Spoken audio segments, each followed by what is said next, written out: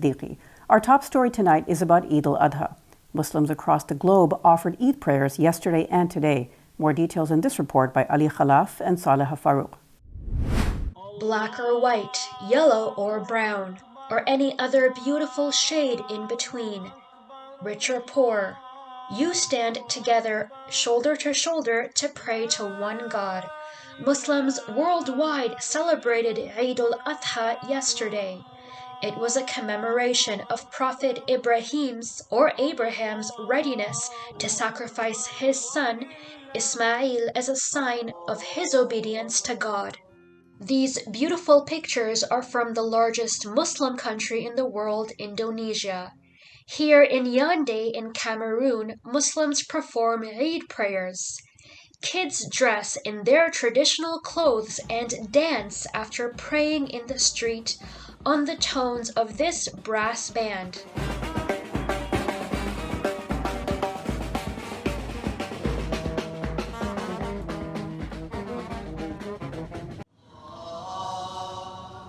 This one is in Algeria.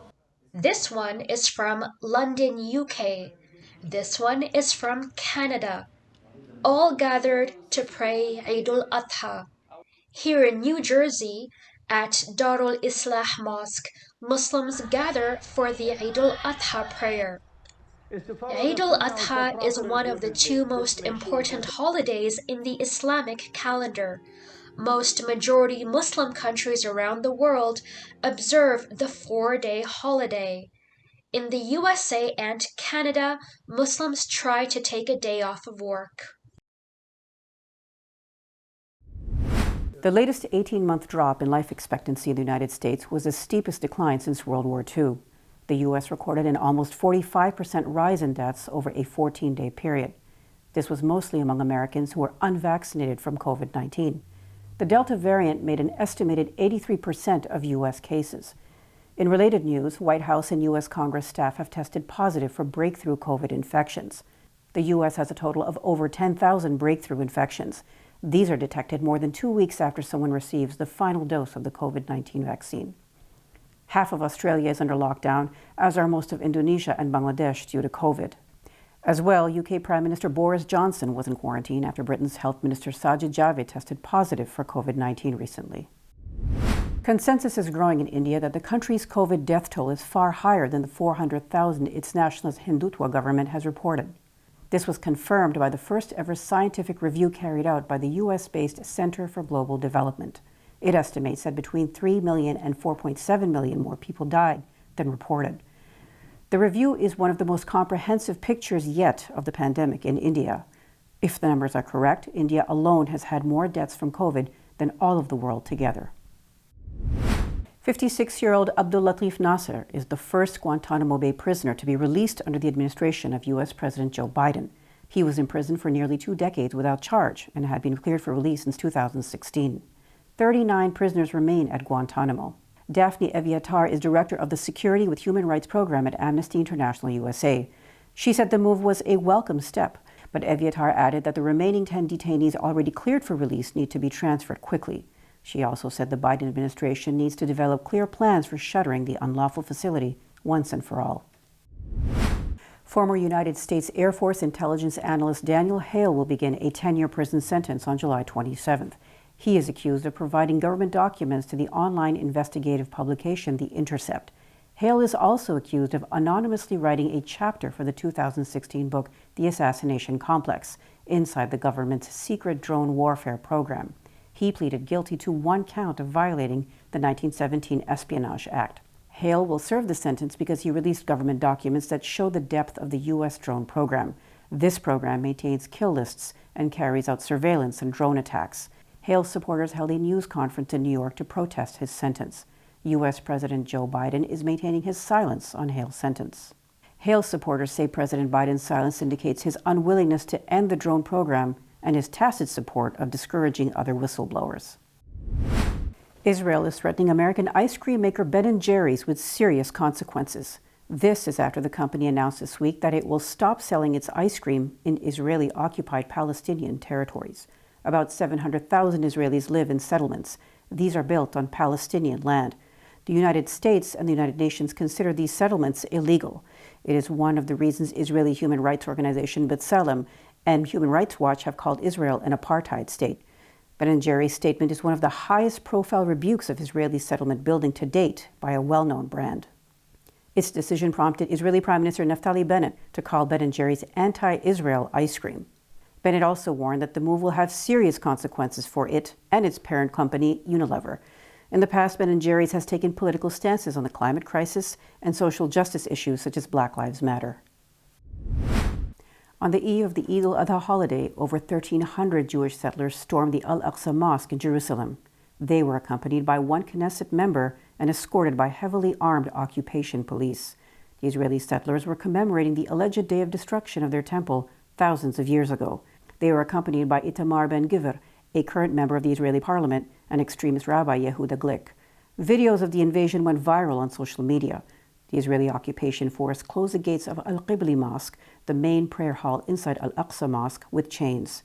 This was to block Muslim worshippers from entering Islam's third holiest site on their holiday and to afford safe conditions to the extremist settlers.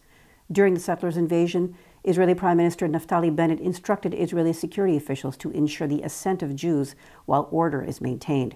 Sheikh Ikram Sabri, Imam of Al-Aqsa Mosque, said the move is violent aggression and that the Palestinians inside the mosque had every right to be there. In a separate statement, Hamas said the Israeli occupation government is unleashing its settlers to deliberately desecrate Al-Aqsa Mosque. In the wake of rising Islamophobia and deadly attacks on Muslims, the Canadian government is organizing an Islamophobia summit on Thursday. The National Council on Canadian Muslims and Justice for All have issued recommendations for the Canadian government. These include the development of a federal anti-Islamophobia strategy by the end of the year. It also called for funding to help support victims of hate-motivated crime. Turkey condemned a top European Union court ruling allowing companies in member states to ban employees from wearing headscarves. Last Thursday, the European Court of Justice ruled on 2 cases brought by Muslim women in Germany. They were suspended from their jobs for wearing headscarves. It ruled that companies in member states can ban employees from wearing headscarves if they need to present a neutral image to customers. The Turkish Foreign Ministry said in a written statement that the decision is an open violation of the right of religion. Turkey said the court's ruling is a further example of efforts to institutionalize and legalize hate and intolerance against Muslims in Europe, especially women. The European Commission Against Racism and Intolerance and the UN Rapporteur on Freedom of Religion and Belief in the past have also criticized these trends. Millions of Muslim men run while performing pilgrimage to Mecca. There's a story behind their run. Ali Khalaf and Saleh Farouk share that story with us. Men, young or old, all run between these 2 hills. One is Safa, the other is Marwa. Why do Muslim men here run? They run in memory of a woman. Her name is Hajira, as Muslims call it, or Hagar in English, peace be upon her. She was looking for water, as her baby Ismail was crying close by, peace be upon him. Whenever Hajira was in a valley between the hill, she could not see Ismail, so she ran to be able to see her baby while searching for water. All Muslim men who visit Mecca for Hajj run where Hajira ran. Hajj, or in English, the pilgrimage to Mecca, is the 5th pillar of Islam. Each Muslim is expected to make the journey at least once in a lifetime. This is if they are physically and financially able to do so. Running between these 2 hills is a part of Hajj.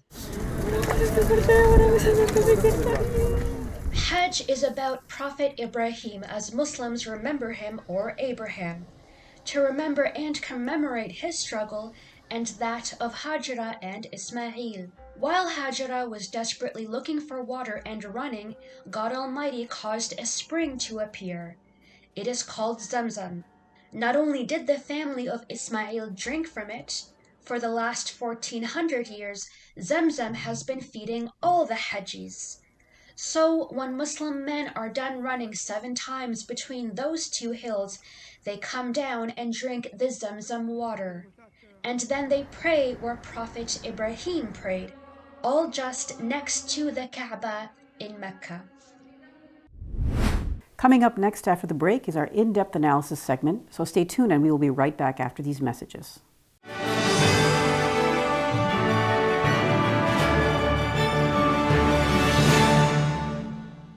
If I could be you, and you could be me for just 1 hour. If we could find a way to get inside each other's minds. Walk a mile in my shoes. Walk a mile in my shoes. Well, before you abuse, criticize, and accuse. Walk a mile in my shoes. Despite the development of a COVID-19 vaccine, millions around the world will not have access. We need a vaccine that's free and available to everyone, everywhere. It's time for a people's vaccine.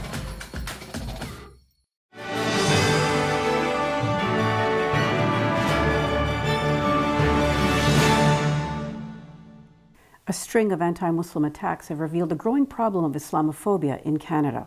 To discuss more about this, let's go to Saleha Farouk. Over to you, Saleha. Thank you so much. Today, we're very happy to be joined by Irfan Chowdhury, who is the Director of the Office of Human Rights, Diversity, and Equity. Irfan, thank you so much for your time today. Yeah, thank you. Our pleasure. Now, the province of Ontario has just recently granted around $300,000 to a couple of Muslim organizations just for the purpose of fighting Islamophobia in schools.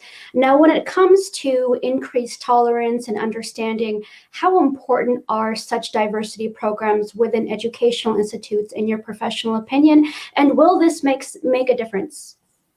No, it's a good question. I think the funding is important, but I always have that with a caveat if it has to be sustainable and it has to be consistent. And so often what you see with these types of funding programs, there might be on 1 to 3 year cycles, and that's where it really has the gap in a broader impact, I would say, because often these programs, educational related, awareness related, they get, funding at the beginning. And then when things really amp up in terms of awareness and people being able to connect to these types of funding and educational opportunities, funding is now not available and these projects just disappear. So I think the funding is always a good start, but it needs to be sustainable. It needs to be long term.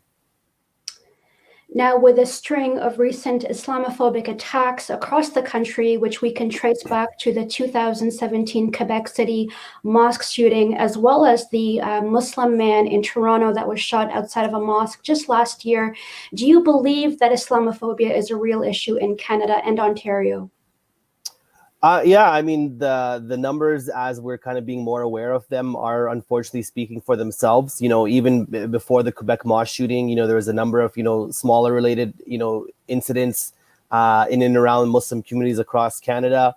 But now we're seeing more visibility in terms of the levels and layers of violence, right? And the unfortunate, crime that happened in London a few weeks back. To me, that would have been a tipping point. Quebec Mosque, actually, for me, would have been a tipping point around just the impact of Islamophobia in Canada. But then what we saw with London, it kind of highlights it's still a key consideration. And what's really unfortunate is how it still continues even after such a horrific event that we saw a few weeks back.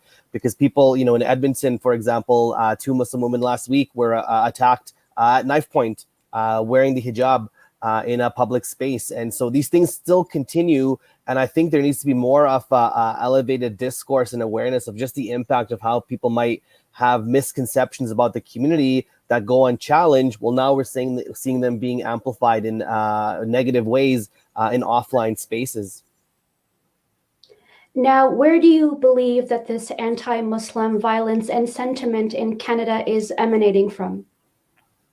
In some of the work I've done on researching, hateful content on social media platforms, that's the easy starting point, especially how we've been, engaging online for the last year and a bit because of COVID. A lot of our lives have shifted, almost 100% online in terms of social interactions. But I think what becomes more problematic is it's not the overt, sentiment that's impactful, because most social media platforms now are able to kind of take away or remove some of the overtly hateful content.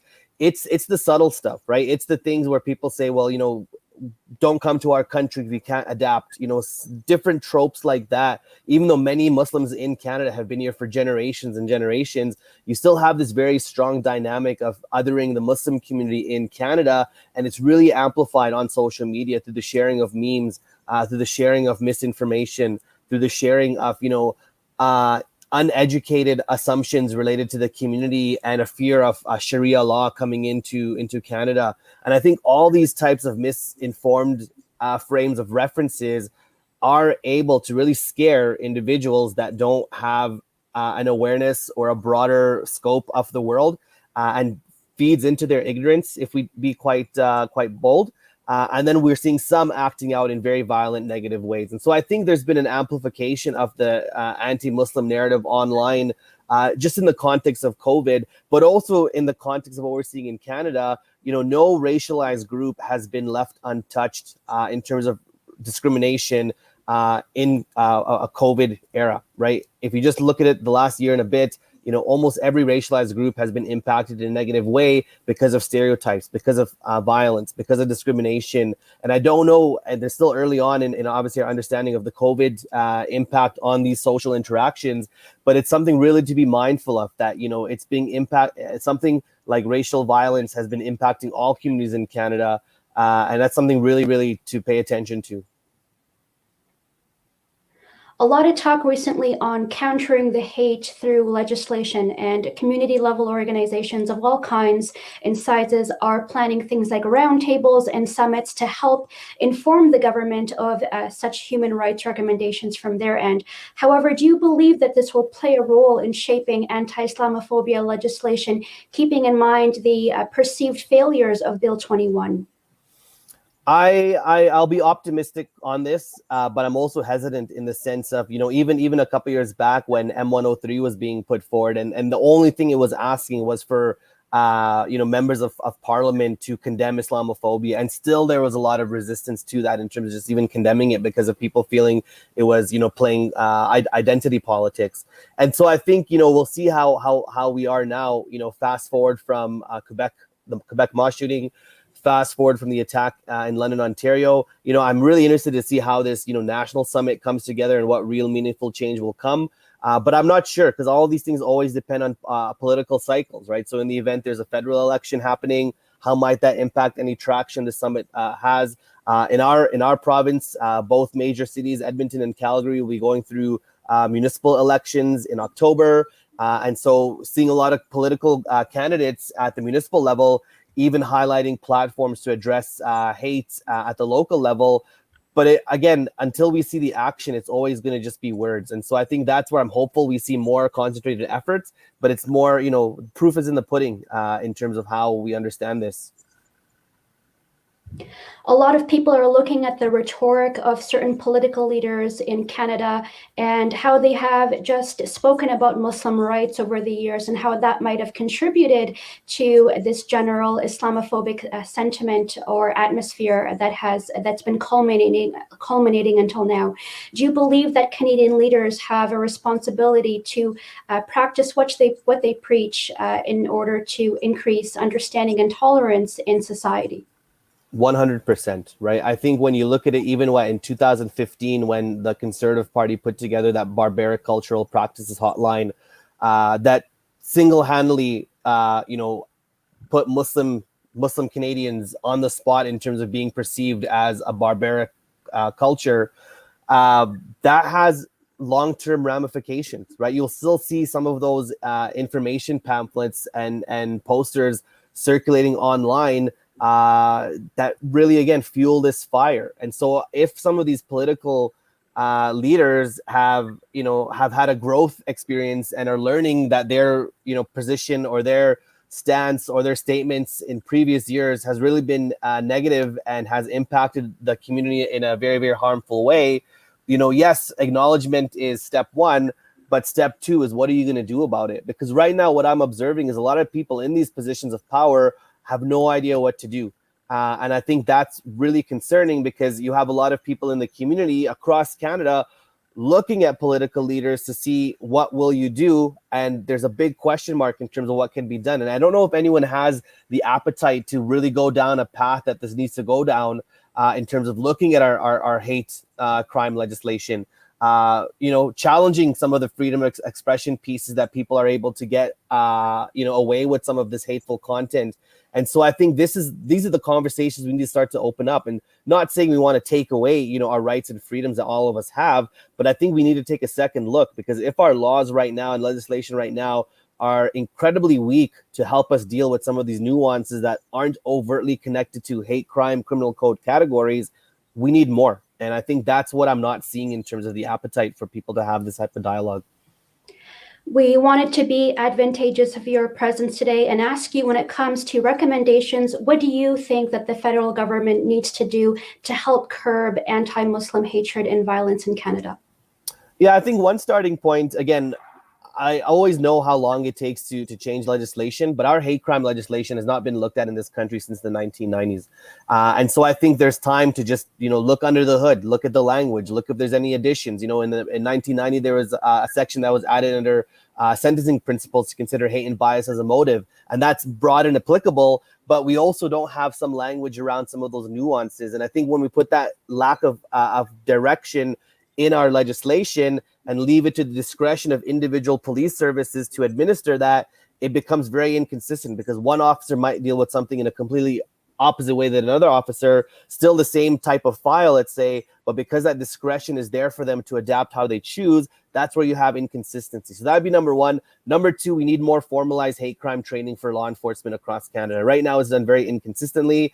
Right now, most hate crime units tend to be under-resourced. And so I would argue, in addition to training, resourcing more of these units so we have that better capacity from an enforcement perspective, while at the same time trying to build capacity at the systemic perspective. And that's the one that's going to take a lot of time to address. Some great insight there. We're here with Irfan Chowdhury, who is Director of the Office of Human Rights, Diversity, and Equity. Thank you so much, Irfan, for your valuable time today. Yeah, thank you very much. Thank you, Sadha. Before moving on to our next analysis, let's take a quick break. We'll be right back after these messages.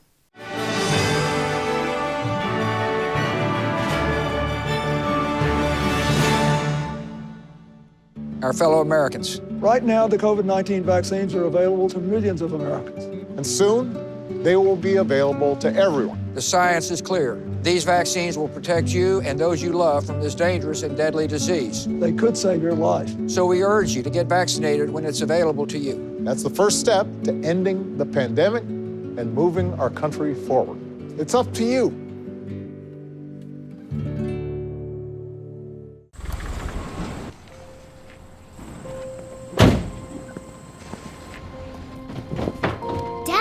They took over my bedroom. Come on, come on.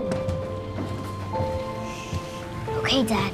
1, 2, 3. Dad!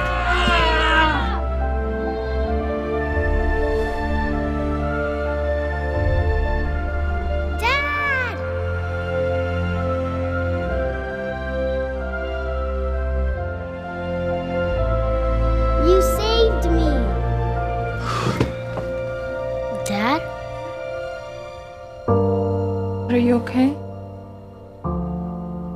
I'm fine, dear.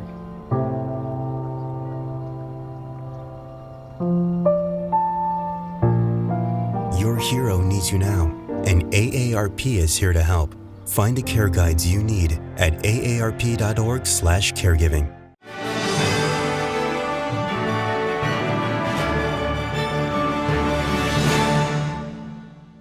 Senate Republicans expected to reject an effort to begin debate on a bipartisan infrastructure deal that senators brokered with President Joe Biden. In one of our analysis segments in the past, we discussed the importance of rebuilding infrastructure in the U.S. Professor of Civil and Environmental Engineering in Northwestern University joined Imam Malik Mujahid for a detailed conversation. Let's watch. America rarely talks to each other nowadays. So it was a surprise to hear there is a bipartisan agreement and a deal on infrastructure. Why infrastructure is so critical for us, that President Obama was talking about it, President Trump promised to have it, and President Biden has it in his agenda as well.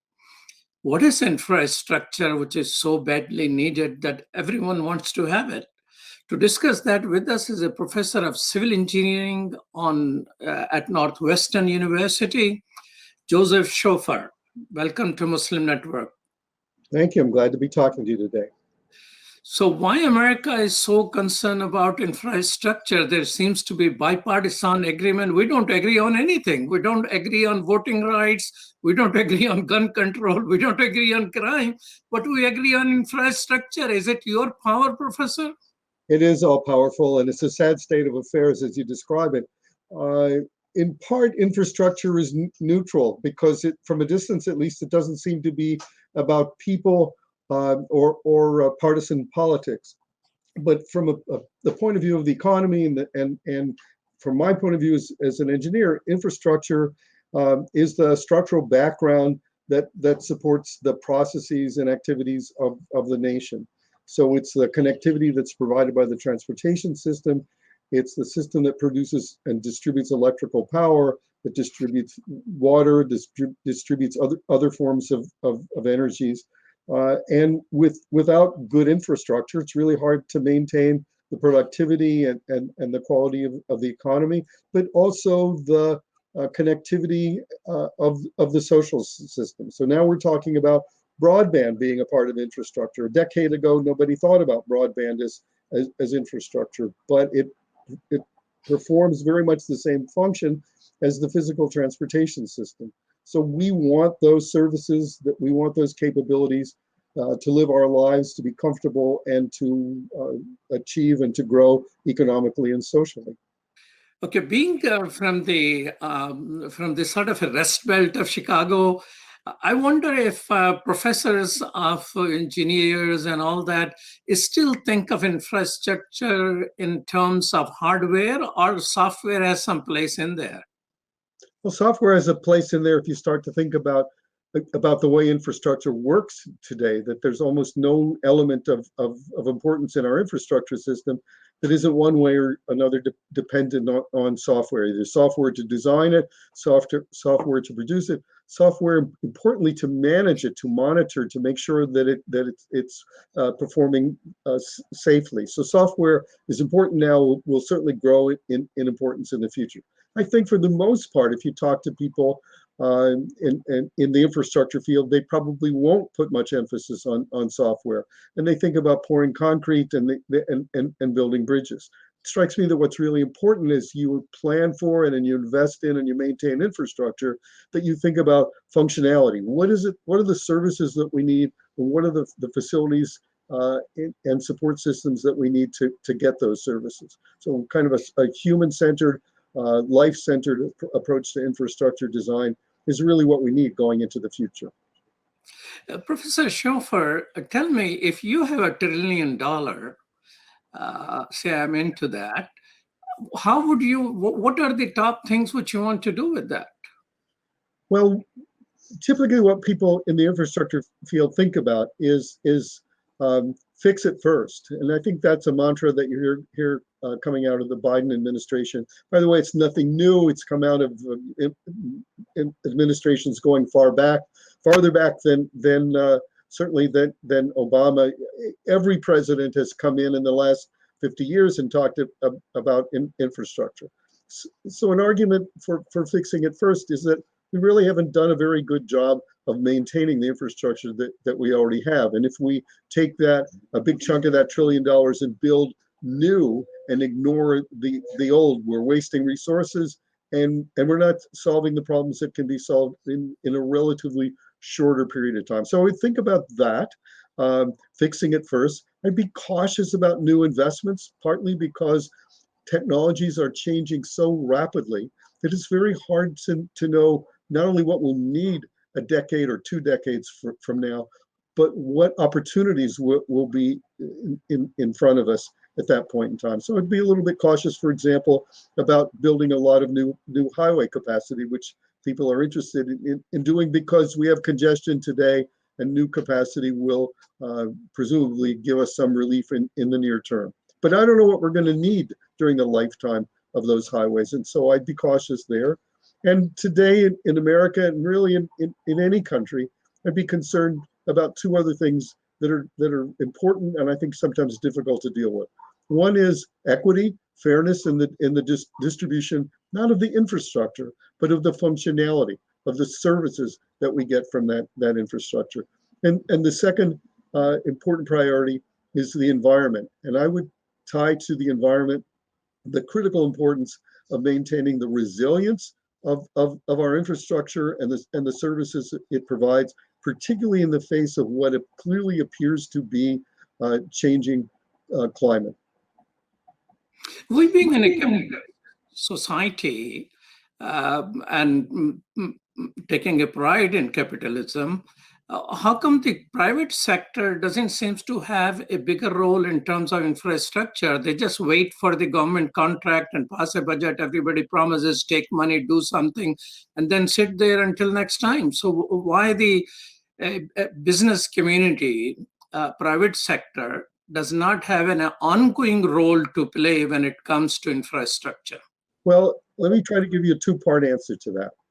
The easy part is, if you want to see an example of where the private sector takes a major role in infrastructure and makes a substantial profit in the process, you need to look at the US rail industry. So US freight rail, and I'm not talking at all about passenger rail, which is not much to be proud of in the United States, but the freight rail system is entirely in private hands. It makes a good return on its investment, and it has a very direct incentive to maintain the condition and quality and performance of the infrastructure. It does that very well. So take that, let's translate that over to the highway system, or even more difficult, to the mass transit system.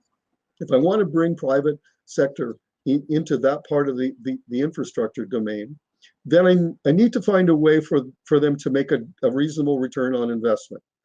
And right now, either I'm not willing to do it, that is, I'm not willing to toll all of the road network or charge a user fee for all the network, or I'm not able to do that. And that might be the case in the public transit system. So public transit, there's really no way for a private investor to make a profit from the fare income in private investment. Why? You wouldn't want that to happen, because if you priced private transit at a level that covers its cost, you would, for example, in the Chicago area, at least double the transit fares. Politically, we wouldn't do it. Socially, we wouldn't do it. And what would happen is we would drive people off the system who really need it, who depend on it. So we need to find a way, if you're going to bring private sector and private money into the infrastructure business, you need to find a way for these entities to make money, to get a return on their investment, to make a profit. We could do that.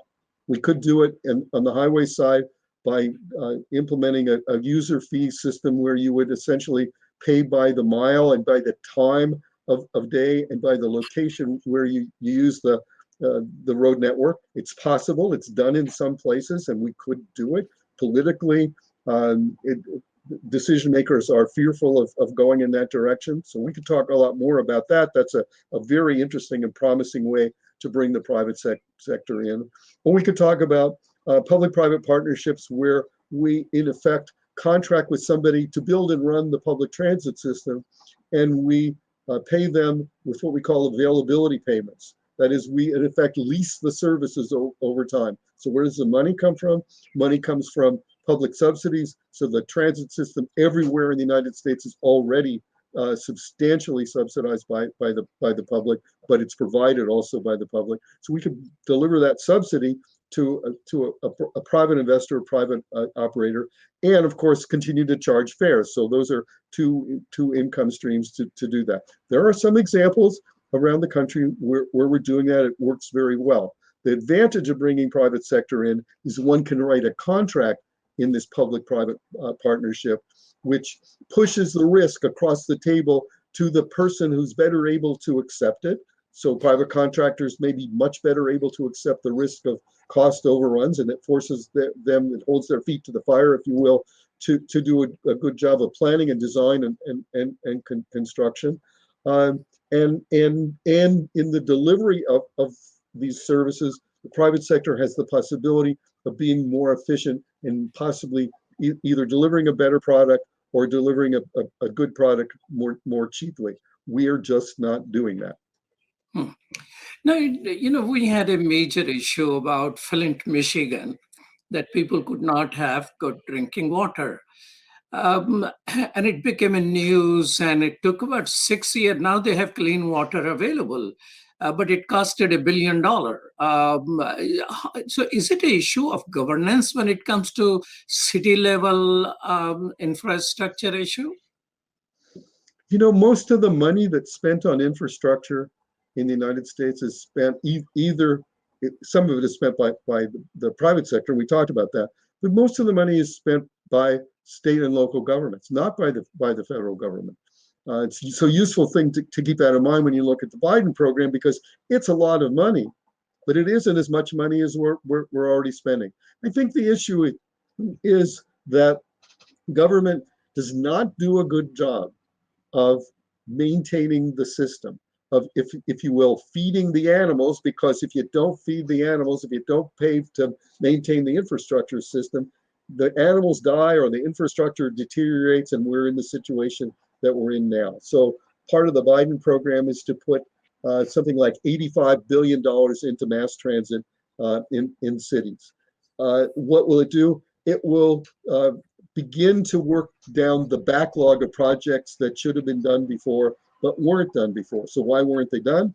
We didn't have the money. We wouldn't charge the fares or raise the taxes to pay for them, and or we wouldn't allocate the money to these kinds of projects. So I think part of this is human nature, that it's very hard for people, it's very hard for governments to make a decision to kind of tighten your belt and invest in the future, raise the funds to invest in the future, because my personal viewpoint is that the average time horizon for a political decision maker is about half the period between elections. So people are always looking at what's going to happen at the next elections. At the federal level, for example, the gasoline tax hasn't been raised since 1993. I don't think there's anything in your life or my life that's held the same price since 1993. But members of the Congress and the administration absolutely have made clear statements in the last few days that they're not willing to raise the motor fuel tax. So what is the motor fuel tax? It's the money that pays for maintaining the highways. And if you don't charge enough to do that, if you can't keep up with the need, then the facilities deteriorate. And I think you have the same kind of thing in the clean water example, that sometimes you're looking at a problem that takes a big chunk of money to solve. But once you've solved it for a long period of time. And my observation is it's all too easy for decision makers, elected and appointed officials, to be short-sighted in their management choices. Professor Schofer, how much of this infrastructure conversation and bipartisanship is driven by the concern about the challenges posed by China? I don't know that I have the perspective to give you a good answer on that, but my sense is that sometimes we look for arguments to support a position that may or may not be all that strong. I don't think that the competitiveness with China is irrelevant, but if China weren't there, I don't think the need goes away, and we can use the money. We could use the money productively. China gives us a good target to focus on. It attracts some attention. Equity is another target. Climate change is another target. And so my own view is that political leadership will look for the arguments that will support moving in the direction that they want to move. Well, thank you so much, Professor Schofer. It was nice talking to you. I enjoyed talking with you. Thank you. Thank you. That's all from our Chicago studios tonight. Thank you for tuning in. You can find previous episodes and more on our YouTube or Facebook. For more content, keep watching Muslim Network TV or visit muslimnetwork.tv. Salam and good night.